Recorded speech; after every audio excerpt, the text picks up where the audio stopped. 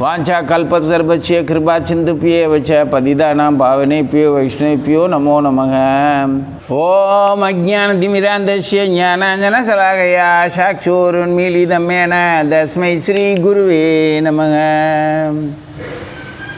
वासुदेवसुतं देवं कंसचाणूरमर्दनं देवकी परमानन्दं कृष्णं वन्दे जगद्गुरुं। गाद्यायनी महामाये महायोगिनी यदीश्वरी नंदगोपसुदम देवी पदिंदे गुरुदे नमः। ओम नमो भगवते वासुदेवाय। ओम नमो भगवते वासुदेवाय। ओम नमो भगवते वासुदेवाय। श्रीमद् भागवतम 10வது ஸ்கந்தம் பாகம் 2 14வது அத்தியாயம் 18வது பதம். கிருஷ்ணரை பிரம்மதேவன் வழிபடுகுதல். பிரம்மா பகவான் ஸ்ரீ கிருஷ்ணரை வழிபடுகின்றார். அவர் இதுக்கு முன்னாலேயும் பிரம்ம சங்கீதை அப்படின்னு ஒன்று இருக்குது. அது சைதன்ய மகாபிரபு கண்டெடுத்து கொடுத்தது. அதுவும் பிரம்மா பகவானை வழிபடுறது தான். அதில் பகவானுடைய ஆற்றலை மட்டும் இல்லை, பகவானுடைய வாசஸ்தலம், பல பகவானுடைய வைபவத்தினுடைய பல விஷயங்களை அதில் தெளிவாக எடுத்து சொல்லுவார். பிரம்ம சம்ஹிதைங்கிறது இது தான் படைக்கப்பட்ட உடன் பகவானை வழிபடுறது. அது முதலாக பிரம்மா தன்னுடைய படைப்பு தொழிலையும் ஆரம்பிக்கிறதுக்கு முன்னாடியே பகவானை போற்றி வணங்கிட்டு பகவானுடைய தன்மையும் தன்னுடைய தன்மையும் தெரிஞ்சிட்டு அதை பகவான்கிட்டேயே சொல்லி அதுக்கு பகவானுடைய அங்கீகாரம்னா என்ன அர்த்தம்? ஏற்றுக்கொள்ளுதல். பகவான் தன்னை பற்றி பிரம்மா வழி சொல்கிறத மனப்பூர்வமாக ஏற்றுக்கொண்டார். சரியாக சொல்கிறாரா அப்படிங்கிறத பார்த்துக்கிட்டுரு. இப்போது உங்களை பற்றி நான் சொல்லணும்னா அதை உங்ககிட்டயே தான் சொல்லணும். உங்கள்கிட்ட சொன்னதுக்கப்புறம் உங்களுக்கு அது நான் சொன்னது, உங்களை பற்றி நான் உங்கள்கிட்ட சொன்னது உங்களுக்கு பிடிச்சிருக்கணும். அது உண்மையானதாகவும் நீங்கள் ஏற்றுக்கொள்ளத்தக்கதாகவும் நான் சரியாக புரிஞ்சிருக்கேங்கிறத அப்போ தான் உங்களுக்கு தெரியும். அப்படி இருந்தால் தான். அதே மாதிரி என்னை பற்றி நீங்கள் சொல்கிறீங்க அப்படின்னா, என்னை பற்றி எது வேணாலும் நீங்கள் சொல்லலாம். உங்களுக்கு என்ன தோணுதோ அதை அப்படியே சொல்லலாம். அப்படி தெரிஞ்சுக்கிட்டதா அர்த்தம். கடவுள் அப்படிங்கிறது, கடவுளை பற்றி நாம் அவரால் கடந்து நம்ம இருக்கிற இருப்பு எதுன்னு தெரிஞ்சதுக்கப்புறம் அந்த கடவுளை பயன்படுத்தி, கடவுளுங்கிற அந்த ஆற்றலை பயன்படுத்தி நம்மளை நாம் அடுத்த கட்டத்துக்கு கடத்தி கொண்டு போகிறது. கடவுங்கிறது கடந்து விடுதல்னால் ஒரு குறிப்பிட்ட நிலையிலிருந்து நாம் கடந்தால் தான் அடுத்த ஒரு முன்னேற்றமான நிலைக்கு போக முடியும். ஜீவர்கள் பல்வேறு மயக்கங்கள்லேயும் ஆசாபாசங்கள்லேயும் குணங்கள்லேயும் ஜீவர்கள் தங்களை பல நிலைகளில் வருத்திக்கிறோம். அதையே வணக்கத்துக்குரிய வாழ்க்கையாகவும் நம்பிக்கிறோம். இப்படி பொய்யாக இருக்கிறதுலேருந்து நம்மளை காப்பாற்றுறதுக்காக பகவான் பல அவதாரங்களை எடுக்கிறார். அதற்கு தன்னையே பல விரிவங்கமாக பயன்படுத்திக்கிறார். தானே விரிவங்கமாக ஆனாலும் கூட அவர் இருப்பிடத்தில் அவர் அப்படியே தான் இருக்கிறார். இதெல்லாம் விரிவங்கம்ங்கிறது மாயாவாதிகளால் ஒரு மாயையான தோற்றம்னா அந்த நேரத்துக்கு அந்த கடவுளுடைய ஆற்றல் அப்படி வந்துச்சு, அதுக்கப்புறம் அது இல்லை அப்படிங்கிற மாதிரி எடுத்துக்க வேண்டியதில்லை. அதெல்லாம் தன்னுடைய சிற்றறிவுக்கு எட்டாத தன்மையில் அப்படி நம்ப சொல்லுது. உண்மையில் பகவான் ஒரு உள்முகமாக பார்க்கக்கூடிய ஒரு ஆற்றலாக இருந்தாலும் கூட அது பொய்யில்லை. அதே மாதிரி அவர் ஒரு தோற்றமாக, ஒரு வடிவமாக, மனிதர்களாகவோ மிருகங்களாகவோ, மனிதர் மிருகங்கள் கலந்ததாகவோ இல்லை விசித்திரமான வேறு ஒரு வடிவமாகவோ வந்தாலும் கூட அது மாயத் தோற்றம்தான். ஆனாலும் அது பொய்யில்லை, உண்மைதான். இப்போது நாம் உடலில் வாழ்கிறது மாயை தான். இந்த உடல் நமக்கு சொந்தமானது இல்லை. இந்த உறுப்புகள் எப்படி உருவாச்சுன்னு கூட தெரியாது. ஒரு சாதாரண ஒரு துளி நீர் அளவு தான்.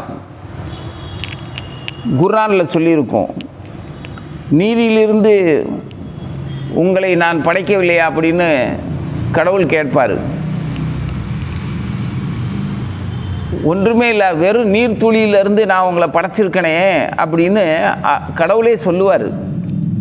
அப்போது என்னுடைய என்ன அர்த்தம் அப்படின்னா, ஒன்றுமே இல்லாத வெறும் நீர்த்துளியிலேருந்து உன்னை இவ்வளோ பெரிய உருவமாக படைச்சிருக்கிறனே அப்படின்னு பகவான் சொன்னார்னா, கடவுள் சொல்கிறத நம்ம படிக்கும்போதே நமக்கு என்ன தோணும்? அப்போது நம்மளை கடவுளுடைய ஆற்றல் என்னன்னு தோணும். அந்த நீரில் தான் நமக்கு நம்ம உடலை பற்றி நமக்கே தெரியும். எத்தனை எலும்புகள், எத்தனை நரம்புகள், எவ்வளோ இயக்கங்கள், அதுக்குள்ளே வசிக்கக்கூடிய நமக்கு எத்தனை குணங்கள், எவ்வளோ விருப்பு வெறுப்புகள், எவ்வளோ பகைகள், எவ்வளவு சந்தோஷம், எவ்வளோ காதல், எல்லாமே கலந்துருக்குது. அப்போது இறைவனுடைய படைப்பு கைவண்ணம், இறைவன் மிகப்பெரியவன்னு சொல்கிறதுக்கு, எல்லா புகழும் இறைவனுக்குத்தான் சொல்கிறதுக்கு பொருந்தும். அந்த மாதிரி கடவுளை பற்றிய விஷயங்களை யாரெல்லாம் தெரிஞ்சுக்கிறாங்களோ அவங்கெல்லாம் கடவுளை பற்றி தெரிஞ்சுக்க விரும்புகிறவங்களுக்கு கடவுளாகவே தோற்றமளிக்கிறார்கள்.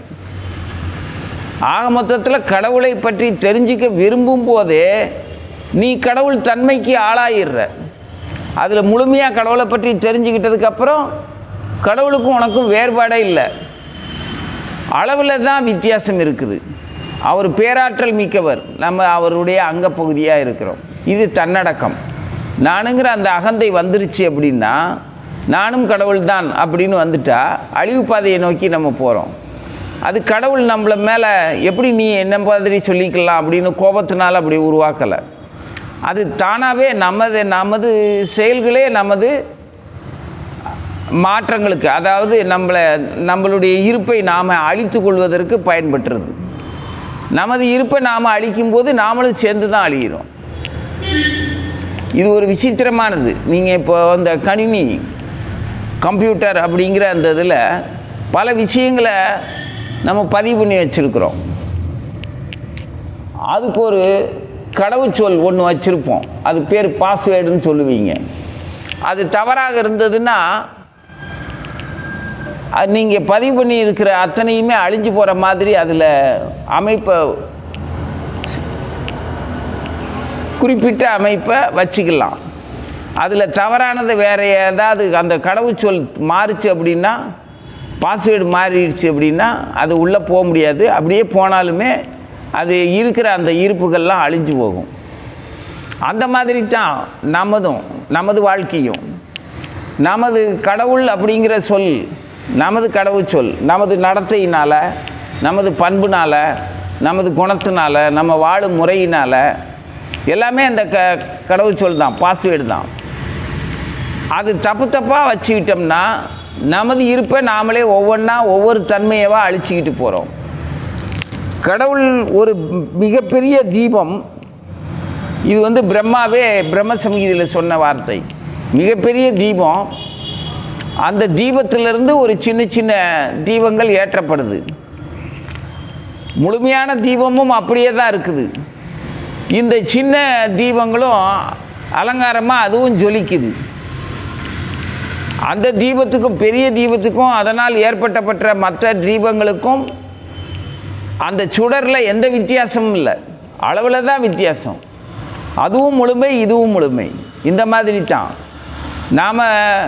நம்ம ஒரு உடல்லேருந்து ஒரு உடலுக்கு மாறிட்டு இருக்கிறோம். எல்லா உடலுமே ஒரே மாதிரியான இயக்கங்கள் தான். அதனுடைய வடிவமும் அளவும் வேணால் சின்னதாக பெருசாக இருக்கலாம். அதனால் நம்ம வாழ்க்கை முறையில் தெரிஞ்சிக்கிற விஷயம் இந்த உடல் சார்ந்த விஷயங்கள் கிடையாது. அல்லது உடலை தேவையில்லைன்னு ஒதுக்கிட்டு தள்ளி போகிற விஷயமும் கிடையாது.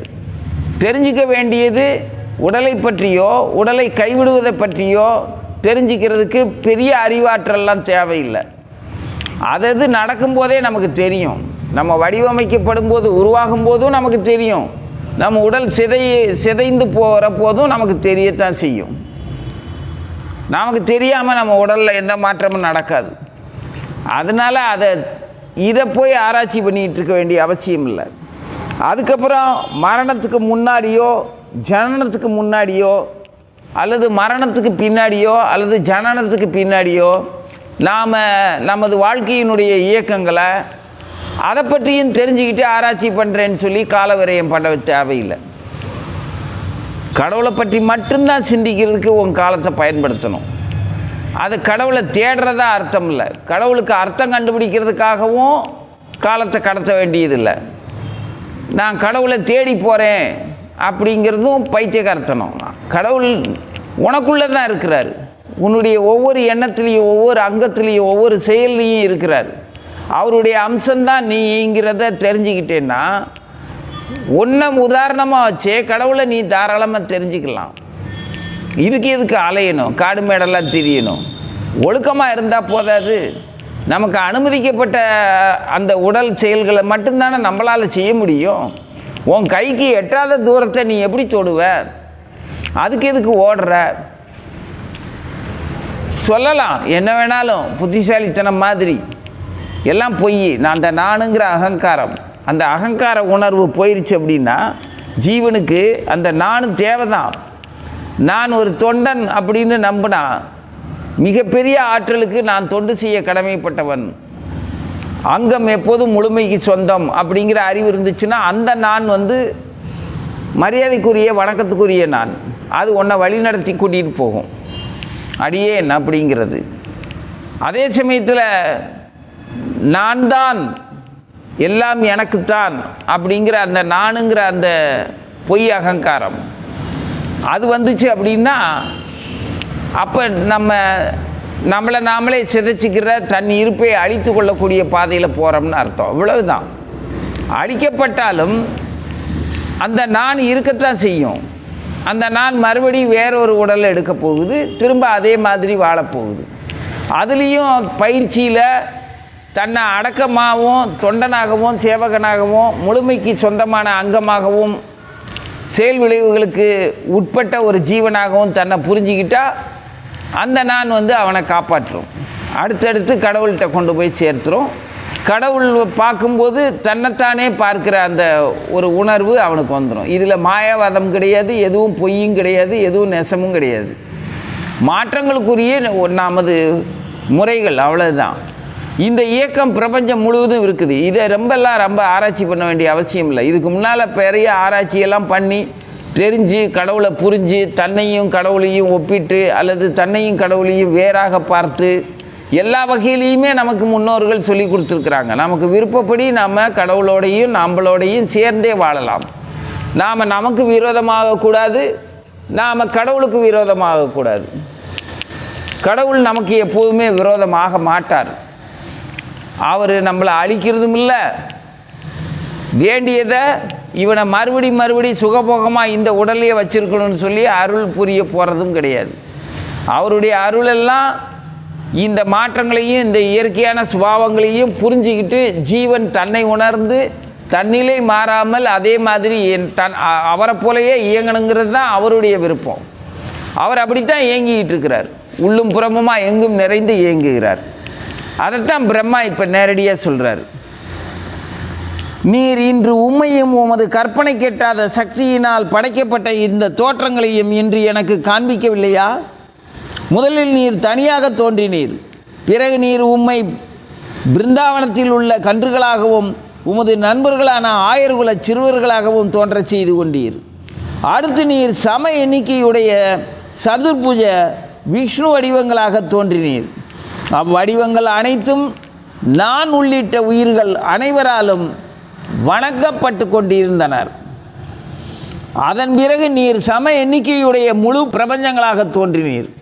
இப்போது நீர் இறுதியில் இரண்டற்ற ஒன்றும் அளவற்றதுமான பரம முழு மெய்ப்பொருள் வடிவத்திற்கு திரும்பியுள்ளீர்கள். உமது உண்மையான உன்னத நிலையினை அறியாதவர்களுக்கு நீர் உமது கற்பனை கெட்டாத சக்தியின் விரிவினால் உம்மால் தோற்றுவிக்கப்பட்ட பௌதிக உலகின் ஒரு பாகமாக காட்சியளிக்கின்றீர். இவ்வாறு பிரபஞ்ச படைப்பில் நீர் என்னை போல் பிரம்மதேவனாக தோன்றுகின்றீர். அதனை காப்பதில் விஷ்ணுவாக உங்களை நீங்கள் தோற்றுவித்துக் கொள்ளுகிறீர்கள். அதை அழிப்பதில் முக்கண்ணனான சிவபெருமான், ஓ பகவானே, பரமபுருஷ படைப்பாளரே, எஜமானரே, நீர் பௌதிக பிறப்பு எடுத்ததில்லை. இருந்தும் நம்பிக்கையற்ற அசுரர்களின் வீண் பெருமையினை அழித்து உமது பக்தர்களுக்கு கருணை காட்ட வேண்டும் என்பதற்காக நீர் தேவர்களிடத்திலும் முனிவர்களிடத்திலும் மனிதர்களிடத்திலும் விலங்குகளிடத்திலும் ஏன் நீர்வாழ் உயிர்களிடத்திலும் கூட பிறப்பெடுக்கின்றீர். 18, 19, 20 3 ஸ்லோகங்களை நம்ம இப்போ தொடர்ந்து வாசிச்சிருக்கிறோம். பிரம்மா அப்படித்தான் சொல்கிறார் தொடர்ந்து. இதில் கிருஷ்ணரது அளவற்ற கருணையினால் பிரம்மதேவன் கடவுளின் சக்தியாக விளங்கும் தோற்றங்கள் அனைத்தையுமே பகவானிடமிருந்து வேறானவை அல்ல என்று உணர்ந்து கொள்கின்றார். கடவுளுடைய தோற்றமாகத்தான் இந்த மொத்த உயிர்களும் பிரபஞ்ச படைப்புகளும் இருக்குது. சரி, இது பிரம்மா பகவானை பார்த்து நேரில் சொல்கிறார். மகிழ்ச்சி. பகவானை பார்த்து பகவான் புன்னகையோடு கேட்டுக்கொண்டிருக்கின்றார். அவர் தன்னுடைய தோற்றத்தை இதுக்கு முன்னால் பிரம்மா முன்னால் காட்டலை, இப்போ காட்டுறார். ஆனால் பிரம்மா யூகம் பண்ணினபடி அந்த நாராயணரா மகாவிஷ்ணுவாக காட்சி அளிக்கலை.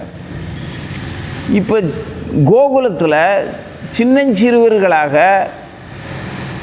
அந்த கோகுல பையங்களோட கன்றுகளை மேய்க்கின்ற ஒரு ஆயர்குல சிறுவனாக கிருஷ்ணர் காட்சி கொடுக்கிறார். அந்த கிருஷ்ணரை பார்த்து தான் பிரம்மா இவ்வளவு சொல்லிகிட்டு இருக்கிறார்.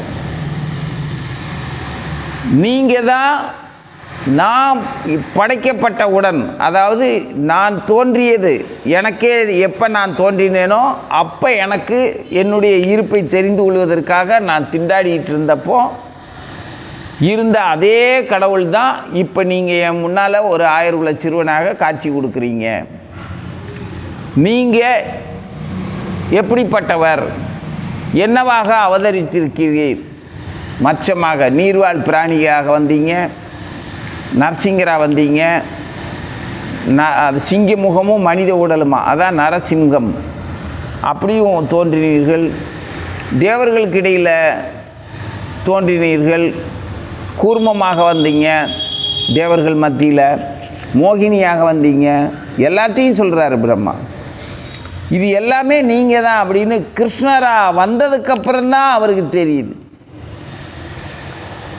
கடவுளாக கடவுள் தன்னை காட்டும்போது தான் கிருஷ்ணருடைய மற்ற அம்சங்கள்லாம் தெரியுது. இந்த கிருஷ்ணராக வர்றதுக்கு முன்னால் அவர் என்னெல்லாம் எந்தெந்த வடிவத்தெல்லாம் ஏற்று தோற்றமளித்தாரோ அந்த தோற்றங்களை கொண்டு பல்வேறு உயிர்களையும் காப்பாற்றினதும், அகந்தையில் இருந்தவர்களை அப்புறப்படுத்தினதும், அவங்களுக்கு உடல் மாற்றி கொடுத்து சம்ஹாரம் பண்ணி அதில் ஓய்வெடுக்க விரும்பினால் தன்னுள்ளேயே அடக்கிக்கிட்டு அந்த ஆத்மாவை அப்படி எல்லா வேலையும் பண்ணது எல்லாமே நீங்கள் தானே கிருஷ்ணரை பார்த்து தான் இப்போ சொல்கிறார். அப்போது கிருஷ்ணர் தான் எல்லா வடிவத்துக்கும் அப்படிங்கிறதுல நமக்கு என்ன அப்படி அறிவு குறைவு, அசூயை? ஏன் கிருஷ்ணர் அந்த குழந்தை கிருஷ்ணராக இருக்கிறவரா கிருஷ்ணர் தன்னை அப்படி காட்டிக்கிறாரு? அது கடவுளுடைய விருப்பம். ஏன் நம்மக்கிட்ட அந்த வடிவத்தில் வரும்போது அவர் மேலே வர்ற வாஞ்சை மற்ற வடிவத்தில் நிச்சயமாக அந்த வாஞ்சை வராது. அவர் வில்லும் அம்பும் கேடையும் வச்சுக்கிட்டு இருக்கிற ஒரு போர் வீரனாக தன்னை காட்டிக்கிட்டு இருக்கும்போது அந்த குணம் உள்ளவர்கள் தான் அந்த கிருஷ்ணர் அந்த கடவுள்கிட்ட வசீகரிக்கப்படுவாங்க. அல்லது மோகினியாக கடவுள் தன்னை ஆளாக்கிக்கும் போது வடிவமைச்சு வெளியே வரும்போது அப்போ அந்த ரசிக்கிற குணம் இருக்கிற ஜீவர்கள் தான் அந்த அவதாரத்தை வணங்குவாங்க, விரும்புவாங்க. இப்படி ஒவ்வொருத்தரும் அவங்கவுங்க அறிவுக்கு ஏற்றபடி, ரசனைக்கு புத்திக்கு எட்டுனபடி அவங்க கடவுளுடைய வடிவத்தை விரும்புகிறாங்க. ஆனால் இந்த குழந்தையா கிருஷ்ணராக இருக்கிற இந்த வடிவத்தை விரும்பாத மனுஷனே, அவன் கடவுளாக நினச்சாலும் நினைக்கலைன்னாலும் சரி, விரும்பாத மனுஷனே இருக்க மாட்டான். அப்படி இருந்தான்னா அவன் கூட அவனுடைய குழந்தைய கூட அவனால் ரசிக்க முடியாது. அவனுடைய சொந்த குழந்தைய கூட அவனால் ரசிக்க முடியாத குணத்துக்காரன்தான் இந்த கிருஷ்ணர் கடவுள் குழந்தையாக இருக்கிறத ரசிக்க முடியாதவனாக இருப்பான். இப்போது பல்வேறு உடல்களில் பயணிக்கிறோம். அந்த உடல்களை நாம் சாப்பிட்றது, நம்ம உடல்களை அதுக சாப்பிட்றது அப்படிங்கிற மாதிரி இறைக்கு இறை எடுத்துக்கிறோம். இறையாக எடுத்துக்கொண்டதுக்கு தகுந்த மாதிரி நாம் இறை ஆகிறோம் மற்ற உயிர்களுக்கு. இந்த சுழற்சியில் நாம் எல்லா பருவத்தையும் சந்திக்கிறோம். ஆனால் அந்த குழந்தை பருவம் சின்னஞ்சிறு பூச்செடியாக இருந்தாலும் சரி, புழுப்பூச்சிகளாக இருந்தாலும் சரி, யானை பூனை கரடி மிருகம்னு பல மிருகங்களாக இருந்தாலும் சரி, மனித இனமாக இருந்தாலும் சரி, அந்த குட்டி குழந்தை அப்படிங்கிறதோட அழகு அதை ரசிக்க தெரியாதவே எவனும் இருக்க மாட்டான். அது தாய்மையுடைய அன்பை அடையாளப்படுத்தி காட்டும். தாய்மைகிட்ட இருக்கக்கூடிய கருணையவே நாம் உணரணும்னா நாம் குழந்தையாக இருந்தால் தான் முடியும். சரி, எனக்கு குழந்தைங்கிற அந்த பருவம் என்னை கடந்து போயிருச்சு, நான் இப்போ முதிர்ந்தவனாக இருக்கிறேன். உடலால் தானே முதிர்ந்தவனாக இருக்கிற. ஏன் குழந்தை போல் கள்ளங்கபடம் இல்லாமல், யார்கிட்டேயும் எந்த பகையும் இல்லாமல், அன்பை மட்டுமே உணர்ந்த ஒரு ஜீவனாக வாழ்கிறதுக்கு உனக்கு என்ன தடை? உடல் முதிர்ந்தால் முதிர்ந்துட்டு போகுது, தளர்ந்தால் தளர்ந்துட்டு போகுது. அது இவ்வளோ காலம் வாழ்ந்துருச்சு. ஆனால் உன்னுடைய மனசும் எண்ணமும் அந்த கள்ளங்கபடம் இல்லாமல் அன்பாகவும் கேள்வி கேட்காம உள்ளது உள்ளபடி ஏற்றுக்கொண்டு, உயிருள்ள நாய்க்குட்டியாக இருந்தாலும் சரி, நாய்க்குட்டி மாதிரி பொம்மையாக இருந்தாலும் சரி, ரெண்டுக்கிட்டையுமே ஒரே மாதிரி பார்வையில் விளையாடுற அந்த குழந்தை சந்தோஷம் ஏன் உனக்கு தடையே இல்லையே? தாராளமாக இருக்கலாமே. வித்தியாசம் பார்க்காம, பகைமை பாராட்டாமல், அருவருப்பு பார்க்காம, நான் எனதுங்கிற அகங்காரம் இல்லாமல் அப்படி இருக்கிறதுல என்ன வந்துச்சு? குழந்தையும் தெய்வமும் கொண்டாடுற இடத்துல தான் பாங்க. அந்த மாதிரி ஒருத்தரை ஒருத்தர் கொண்டாடி மகிழ்ச்சியாக நம்மளை நாமளே கொண்டாடிக்கிறதுல என்ன தவிப்பு? கடவுளை தேடி அப்படின்னு சொல்லி தன்னைத்தானே வருத்திக்கிறதும், அறிவால் தன்னை குழப்பிக்கிட்டு எப்படித்தான் நம்புறது, என்ன தான் செய்கிறது, இந்த கடவுள் படைப்பு என்ன எப்படி இருக்குது அப்படின்னு சலிச்சிக்கிறது. எப்போ சலிப்பு வரும்? இந்த அகங்காரம் பிடிச்சவங்களால். நான் எனதுங்கிற அந்த உரிமை உணர்வை பாராட்டி வெறும் சதை உடலில் மட்டுமே வாழணுங்கிற வெறி பிடிச்ச அந்த முட்டாள்களால் நம்ம கடவுளை பற்றி குழப்பமாக யோசிக்கிறோம். அவர்களுடைய சகவாசத்தினாலேயோ, அவர்களை பார்க்கறதுனாலேயோ, அவர்களை ஐஸ்வர்யத்தோடையும் பேரு புகழோடையும் வாழ்கிறதையும் பார்க்கறதுனால, உண்மையில் அவங்கக்கிட்ட இருக்கக்கூடிய செல்வமெல்லாம் அவங்களுக்கு செல்வமே கிடையாது. அவங்கள தண்டிக்கிறதுக்காக போன சுமை. அவங்களுக்கு இருக்கக்கூடிய பேரு புகழ் அப்படிங்கிறதெல்லாம் அவங்கள மாதிரியே முட்டாள்கள் கூட்டத்தினால அவங்க கொண்டாடப்படுறதுனால அதை நீ பேரு புகழ்னு சொல்லிக்கிறாங்க. அவங்க தான் சொல்லிக்கிறாங்க, நம்ம சொல்லலை. பக்தர்கள் எப்போவுமே அப்படி யாரை பார்த்தும் அசூயையோ பொறாமையோ பெருசாவோ ஒன்றுமே நினைக்க மாட்டாங்க. பக்தர்கள் எப்பவும் பக்தர்களாக தான் இருப்பாங்க. பகவானுக்கு பிரியமானவர்கள், பகவான் அந்த ஜீவர்கள்ட்ட பிரியமானவர். இவங்க யாருக்குமே யார் மேலேயும் அசூயையோ பகையோ வெறுப்போ வரப்போகிறதில்ல. அவன் மட்டும் அப்படி இருக்கானே அப்படின்னு சொல்லி அதுக்கு ஏங்குறவன் பக்தனாகவும் இருக்க மாட்டான். அப்படி ஒப்பிட்டாலே, தன்னை ஒப்பிட்டாலே அவன் பக்தன் இல்லை. அதைத்தான் இங்கே பிரம்மா சொல்கிறாரு.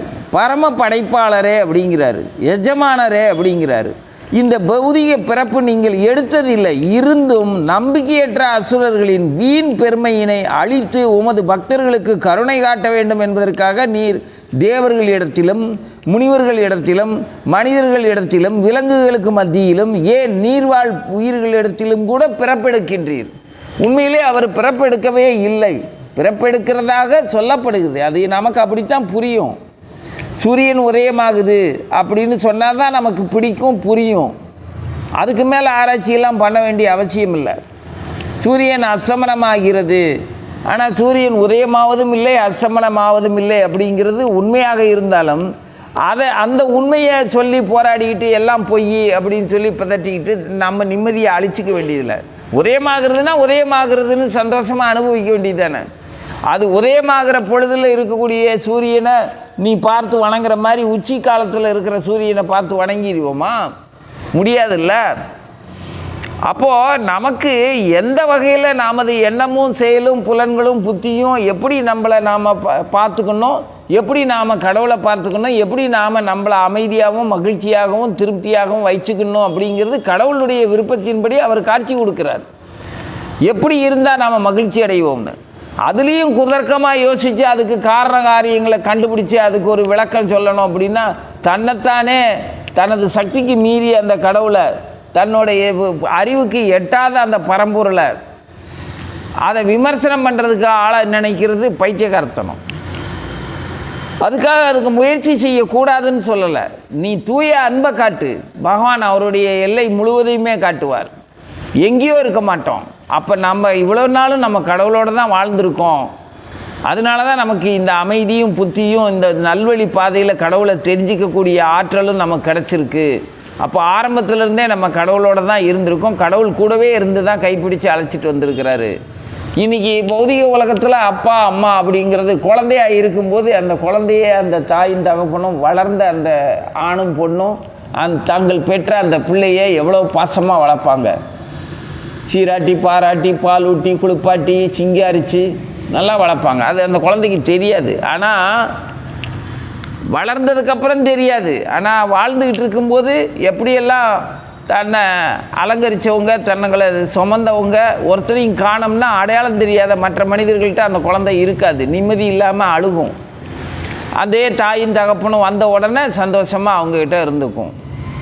ஆனால் வளர்ந்ததுக்கப்புறம் நான் எனது உடல் எனது விருப்பம்னு புலன்களும் புத்தியும் எப்படியெல்லாம் போயிடுச்சோ அலபாயுதோ அதுக்கு தகுந்த மாதிரி அந்த தன்னை சின்னஞ்சிறுசாக இருக்கும்போது பராமரித்ததை சுத்தமாக மறந்துடும், ஞாபகமே இருக்காது. அந்த மாதிரி தான் கடவுளை நம்ம மறந்துட்டோம். அவர் அருகாமையில் அவர் பத்திரமா நம்மளை பவித்திரமாக தூய்மையாக அன்போடு வச்சுருந்த அந்த கடவுளை நமது அகங்கார உணர்வுனால் கேள்விகளால், கேள்வின்னா அறிவுகட்டத்தனமான கேள்வி, முட்டாள்தனமான கேள்விகளால் நம்மளை ஞானியாக பொய்யாவை நினச்சிக்கிறதுனால நிம்மதி இழந்து எதையோ ஒன்றை தேடி உண்மையை பரம உண்மையாகவே நீ தான் உண்மை, நீ தான் சத்தியம், நீ தான் நித்தியம்.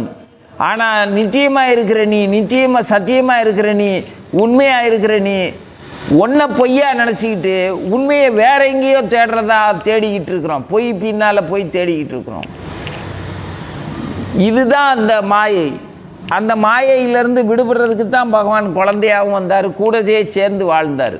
எல்லா புலன் இன்பத்துக்கும் கூடவே துணைக்கி இருந்தார். ஒழுக்கமாகவே நேர்மையாகவே நீ ஆனந்தமாக நிம்மதியாக வாழலாம் அப்படிங்கிறதுக்கு அவர் வழிகாட்டி கூட்டிகிட்டு போகிறதுக்காக தான் கிருஷ்ணராக வந்தார். அதனால தான் கிருஷ்ணரை பார்த்து நீங்கள் இதுக்கு முன்னால் எந்தெந்த பிறவியெல்லாம் அடைஞ்சிருக்கிறீங்க, அது எதுக்காக அந்த பிறவியெல்லாம் எடுத்தீங்க அப்படிங்கிறதையும் சேர்த்தே பிரம்மா சொல்லி வணங்குறார்.